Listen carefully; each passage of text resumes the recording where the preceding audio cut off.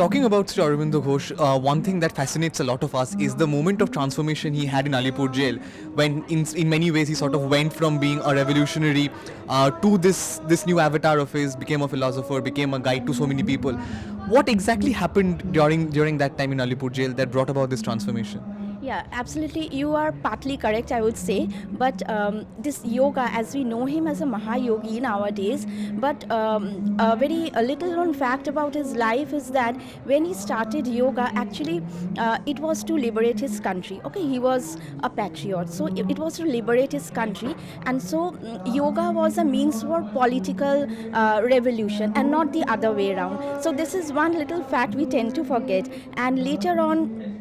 Yes, he was taken to, and he lived in a solitary cell for almost a year, and there he had this transformation. But even this roots of transformation goes back to very early days. In fact, in his student days in Cambridge, where he came across some of the ancient philosophical scriptural literature of our country, and he used to see the newspaper cuttings which his father used to send him, how people were suffering. So he came back, and I would personally say that the exact moment of transformation was when he landed in India, in Mumbai. So the transformation actually begins from there. In terms of Aurobindo Ghosh's impact on the youth today, in today's day and age, which ideas of his or which themes of his do you think are most relevant given the world we're living in today?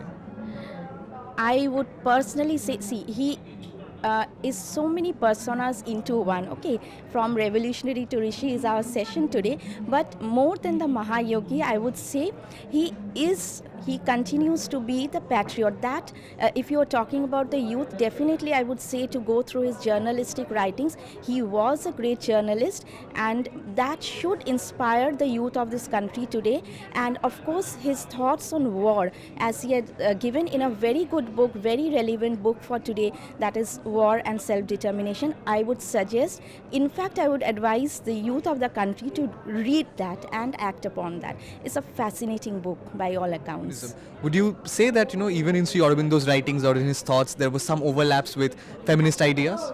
Absolutely, because Sri Aurobindo, yes, he has his own philosophy, no doubt, but initially he was influenced by the Tantric philosophy as much as by the Vedic philosophy. So he has taken he's borrowed a lot from Tantrism. So that, of course, that line of feminism is there. But of course, I will never, label him as a feminist. It's not that. I have my personal researches on feminism, especially Indian spiritual feminism. I have a book on Kali, Mahakali.